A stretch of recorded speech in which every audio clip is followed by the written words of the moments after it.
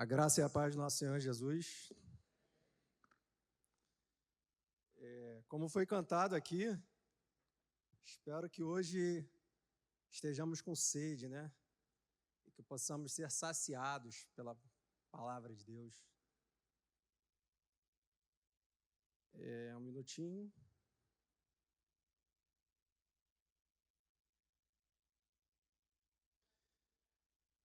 Pessoal, a mensagem que o Senhor colocou no meu coração, ela se encontra, na verdade, na carta aos Romanos, do capítulo 1, do versículo 16 e 17. Antes eu quero pedir que os irmãos fechem os olhos, curvem a sua cabeça, vamos orar. Senhor Deus e meu Pai, obrigado por mais uma oportunidade, Senhor. Que o Senhor venha falar através da minha vida e que a sua palavra seja luz. Assim como a igreja maravilhosa, linda, brilha com essas luzes de Natal, Senhor, que possamos brilhar a cada dia, Pai. Que em nome de Jesus, Pai, o David desapareça e o Senhor apareça, Pai, através do meu lábio, através da minha boca, Senhor. Que os corações sejam transformados nessa noite, Pai. Em nome de Jesus, amém. O tema da mensagem, o título da mensagem é o verdadeiro evangelho. A carta aos Romanos, como toda a minha mensagem eu gosto de fazer, trazer o contexto para a igreja do que o apóstolo Paulo estava querendo trazer naquele momento. A carta aos Romanos, ela é uma carta muito conhecida por ser o grande tratado teológico da humanidade. Paulo, ele trata a igreja que estava em Roma. Ele vai, na verdade, por vários fatores, 3 principais. Ele vai se apresentar a essa igreja, porque, como vimos em Atos dos Apóstolos, Paulo ele tinha um desejo de ir a Roma. E a gente vai ver mais à frente que ele consegue ir a Roma. A carta foi escrita no final da sua 3ª viagem missionária, provavelmente ainda quando ele estava em Corinto. Essa carta é muito conhecida dentre todos, porque foi lendo essa carta que Santo Agostinho se converteu, Romanos 13, 3. Lendo essa carta, Martinho Lutero pregou as 95 teses na Reforma Protestante, o justo viverá pela fé, exatamente nesse texto que vamos expor hoje. Temos que entender que naquela época, o Império Romano era o império mais importante daquela época. Era um império com poder, com glória. Todo o seu poder e sua glória estava sobre o Império Romano. O Império Romano ele domina logo após na verdade, o Império Grego de Alexandre o Grande. E Roma ele toma depois do enfraquecimento do Império Grego. E Paulo escreve essa carta com o objetivo de se apresentar aos irmãos da igreja que está em Roma, garantir o apoio às viagens missionárias futuras, que Paulo gostaria de ir à Espanha pregar o evangelho, porque, na verdade, Roma ficava ali no meio do caminho, Paulo vinha de Antioquia e ele tinha que ficar por ali para poder chegar até a Espanha. E, na verdade, Paulo ele vai tratar, lá no capítulo 13 e 14, algumas discussões que existiam na igreja. Ele trata 2 tipos de povos, os fracos e os fortes, que, na verdade, nada eram que judeus que estariam tratando ali sobre se seguiam a lei mosaica, se continuava com alguns costumes judaicos. Só que nos versículos 16 e 17 se encontra todo o propósito da carta de Paulo. Todo o propósito da carta de Paulo se encontra no versículo 16 e 17. E a gente começa com o versículo 16, Paulo trazendo: pois não me vergonho do evangelho. Paulo não se vergonha, Paulo se orgulha do evangelho. A razão desse orgulho de Paulo e desse desejo intenso de pregar o evangelho, assim como vimos em todo o livro de Atos dos Apóstolos, o desejo, o orgulho de Paulo em pregar o evangelho. Paulo também conhecido como apóstolo aos gentios. Em Atos 23, 11, Deus fala com Paulo, fala assim: Paulo, se acalme, você vai a Roma. Depois a gente tem aquele fatídico que o profeta Ágabo profetiza para Paulo que ele seria preso. E Paulo, mesmo assim, não desanima. Paulo suporta tudo para pregar o evangelho. Paulo suportou as viagens missionárias. Paulo suportou os naufrágios, açoites. Paulo foi até picado por uma cobra. Tudo para pregar o evangelho. Mais tarde, Paulo vai a Roma. Só que Paulo não vai da forma que ele desejaria ir. Paulo, após passar em Jerusalém, vai preso. E após apelar a César, ele é levado a Roma. E por lá ele fica 2 anos pregando o evangelho. E com todo esse fervor de Paulo, esse orgulho de Paulo pelo evangelho, eu pergunto para nós hoje, por que esse desejo intenso de Paulo pregar o evangelho não toma o meu e o seu coração hoje? Hoje estamos vivendo momentos difíceis, como ministraram aqui. Estamos vivendo tempos em que pessoas estão com vergonha de dizer que são cristãs. Pastores com vergonha de dizer que são pastores. Pois o testemunho de certos cristãos tem desanimado a gente. Crente, cristão, que só é crente dentro da igreja. Crente que não vive o que fala. Crente que não dá nem bom dia na rua, nem no elevador do seu prédio. E Paulo, depois de passar por tudo isso, açoites, prisões, tentativa de homicídio, né? Digamos assim, picada de cobra. Dessa vez falaram assim, não, ele vai secar e vai morrer. E Paulo estava lá firme, com orgulho no coração de pregar o evangelho.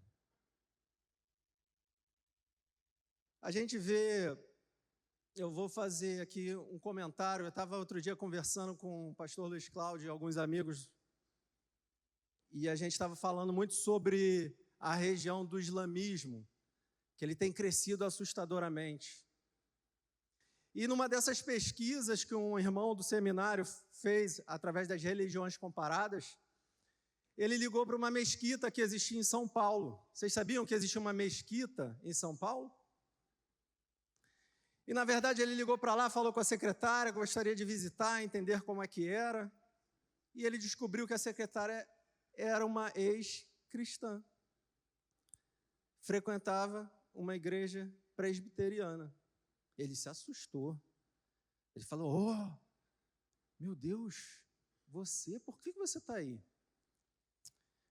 Ela falou o seguinte, eu me desanimei porque eu vi pastores pregando e não viviam o que eles pregavam. Então esse é o evangelho que tem sido pregado, esse é o evangelho que tem desanimado muitos cristãos, de dizer até que são cristãos. Nós precisamos ter orgulho desse evangelho. Assim como Paulo, nós precisamos ser imitadores de Cristo. Mas muitas vezes subimos nos púlpitos e ouvimos pessoas falarem, não olhem para mim, olhem para Cristo. Sim, você tem que olhar para Cristo, porque nós somos imperfeitos. Mas como vamos bater no peito e falar, sede meus imitadores, assim como eu sou de Cristo? Quem pode subir nesse púlpito e falar, sede meus imitadores, como eu sou de Cristo?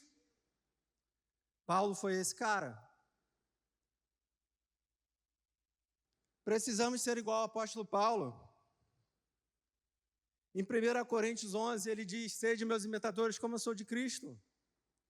Paulo, como faremos discípulos se nós mesmos não somos imitadores de Cristo? Por vezes somos perseguidos, somos atacados por não viver o que pregamos. É comum você abrir os noticiários ou você ver alguma coisa na internet em que pessoas que se diziam cristãs ou que se diziam frequentar uma igreja evangélica que não frequentam mais. Somos rechaçados por nossas próprias palavras. Mas se você é um daqueles que, como Paulo, que não se vergonha, meu irmão, permaneça fiel. Talvez você possa estar vivendo perseguição por ser cristão. Sabia que existem perseguições nos dias de hoje? Sabia que muitas escolas hoje, muitos alunos sofrem perseguição por ser cristão? Nas faculdades você sofre por ser cristão? A gente vê as nossas faculdades sendo inundadas por pensamentos marxistas, socialistas, comunistas. Eu peço para você que permaneça fiel, não desanime, pois assim como Paulo, você deve se alegrar e se orgulhar do Evangelho de Cristo. Não se vergonhe desse Evangelho. Eu te pergunto, para continuarmos, precisamos saber o que é o Evangelho de Cristo. O que é esse Evangelho? Por que Paulo não se envergonha desse Evangelho? A gente vive na igreja, muitas vezes a gente frequenta ou a gente vem de berço dentro da igreja e a gente só continua a herança que nossos pais passam para a gente. E muitas vezes a gente não sabe o que verdadeiramente é o Evangelho. Tudo bem, o Evangelho são as boas novas, o Evangelho é a boa notícia de Cristo. O Evangelho é a história da redenção. O Evangelho é a história da salvação de Cristo pela humanidade. É a história como Deus salva o mundo através do seu Filho.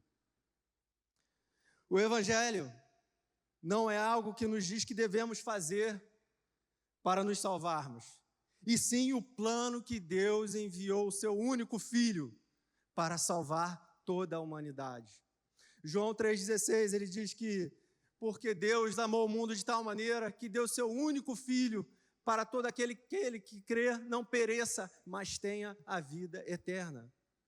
O Evangelho é isso, meu irmão. O Evangelho é salvação. Pois não me envergonho do Evangelho de Cristo, porque é poder de Deus. Paulo não se envergonha desse Evangelho, porque ele é poder de Deus. Ele é poder de Deus para a salvação. Ele é poder de Deus para a cura, ele é poder de Deus para libertação, ele é poder de Deus para transformação. O Evangelho nos salva. Mas muitas vezes, como diz anteriormente, não sabemos nem do que somos salvos. E com isso, nós colocamos nossa salvação em outras coisas. Nós depositamos a nossa esperança em outras coisas. Nós depositamos a esperança no trabalho. Nós depositamos a esperança num companheiro, num relacionamento, numa faculdade, no dinheiro, na prosperidade financeira. Eu quero te dizer que Roma era o lugar mais poderoso do Império da época, dos continentes daquela época.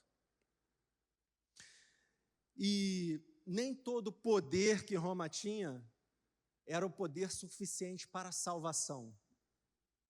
Tanto que Paulo, quando ele faz essa analogia de poder de Deus, por várias vezes você vai ver na Escritura que Paulo ele se dirige à palavra como poder de Deus. O Evangelho é poder de Deus para a salvação. Não é o Império Romano que salvaria.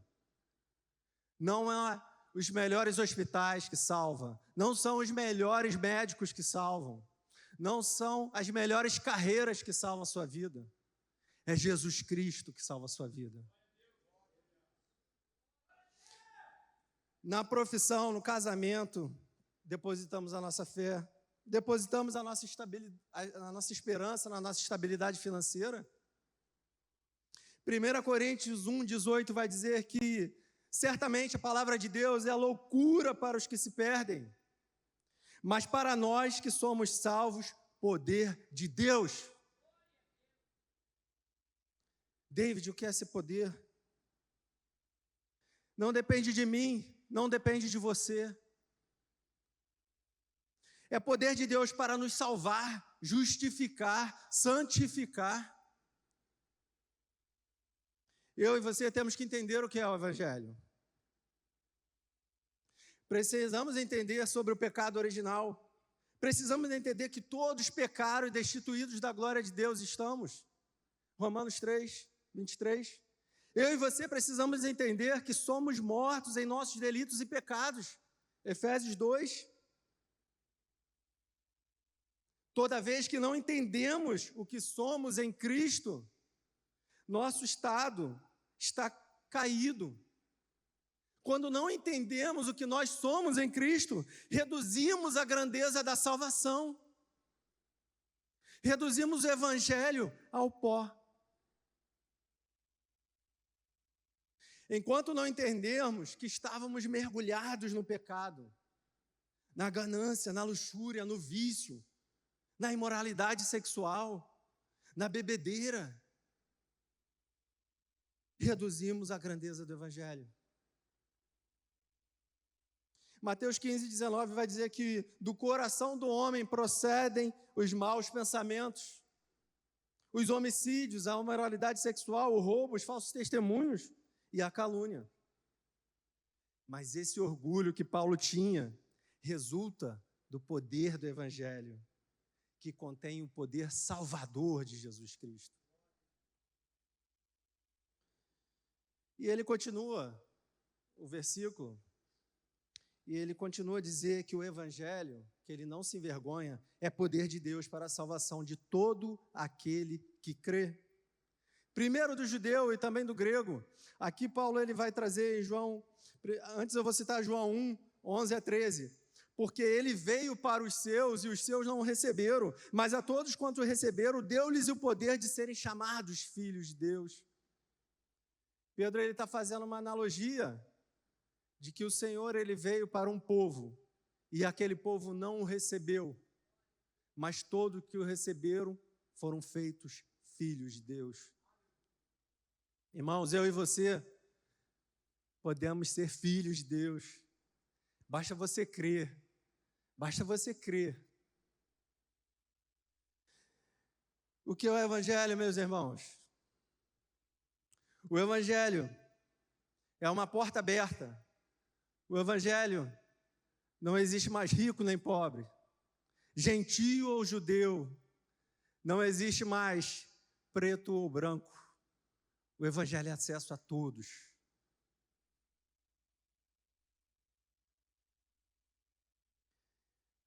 Versículo 17, Paulo continua e diz que, visto que a justiça de Deus se revela no Evangelho.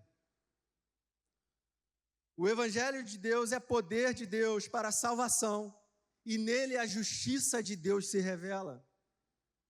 Eu e você precisamos entender que não há nada que eu e você possamos fazer para sermos salvos.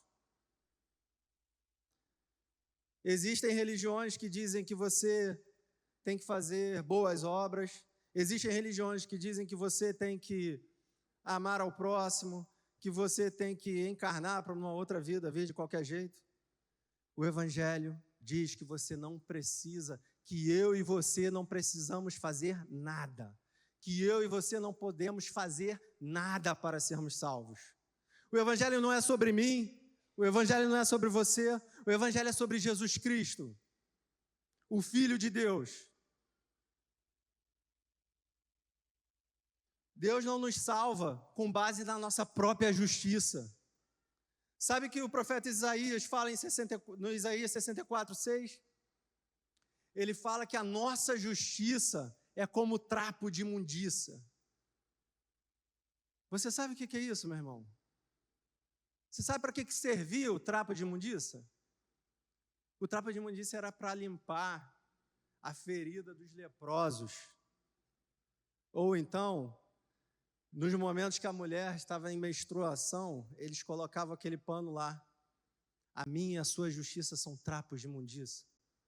Não servem para nada. Nada.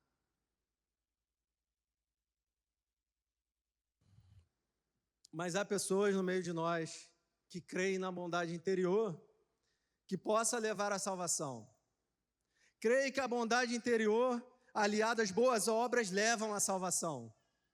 Pessoas que dizem, eu nunca matei, eu nunca roubei, eu nunca cheirei, eu não bebo, eu não fumo, eu pratico bem, eu faço ação social, eu ajudo os pobres. Vocês lembram aqui a história do jovem rico? O Evangelho de Mateus e o Evangelho de João vai falar sobre, de Lucas, vai falar sobre o jovem rico. Uma certa vez um jovem rico chega próximo a Jesus e fala, Senhor, o que devo fazer para herdar a salvação? Aí o Senhor falou, segue a lei dos mandamentos e os profetas. E ele fala, mas isso eu já faço. Aí ele falou assim, então vende tudo que tem e siga-me. A palavra de Deus diz que o jovem saiu cabisbaixo e não seguiu o Senhor. Como esse jovem, existem muitos hoje por aí. O que faremos para herdar a salvação? Nada. Você não pode fazer nada para herdar a salvação. Tudo que você possa pensar em fazer não vale de nada. 2 Coríntios 5:21, aquele que não conheceu o pecado, ele o fez pecado por nós, para que nele fôssemos feitos justiça de Deus. Esse que não se achou pecado, foi feito pecado por mim e por você. Para que essa justiça recaia sobre mim e você. Aquele que foi pregado no madeiro, que durante o Getsêmani chorou gotas de sangue. Esse mesmo Deus,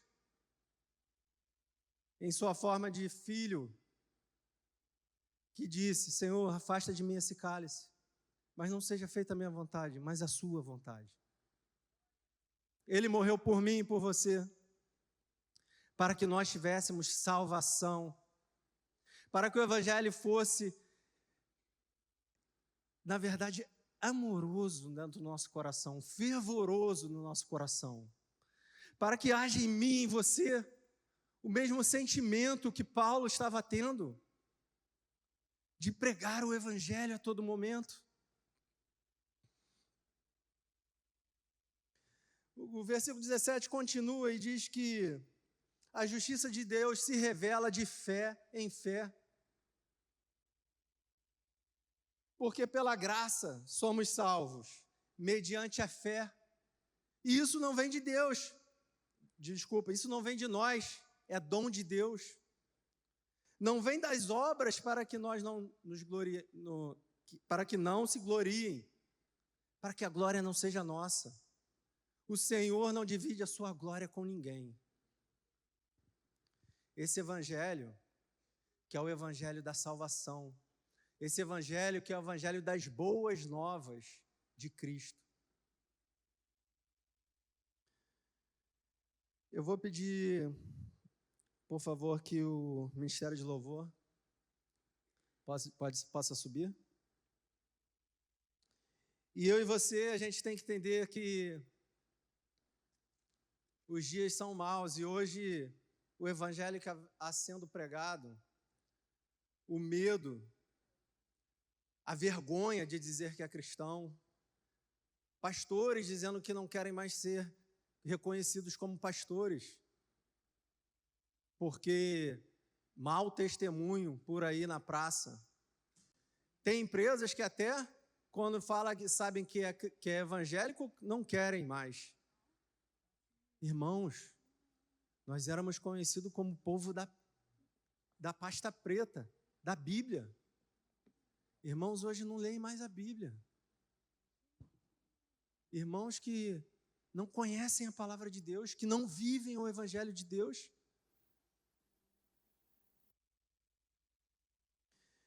O apóstolo Paulo termina esse versículo e o tema principal dessa carta dizendo que o justo viverá por fé. O único caminho que torna eu e você bom é providenciado pela justiça de Deus.